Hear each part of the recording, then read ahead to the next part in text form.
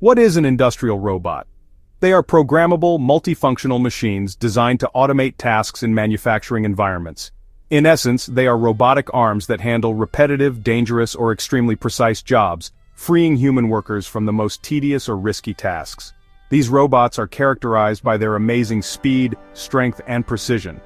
They are built to withstand the harsh conditions of a factory and can work 24 hours a day without interruption. Most have the shape of an arm with multiple axes or joints, allowing them to move with great flexibility to perform a wide range of tasks.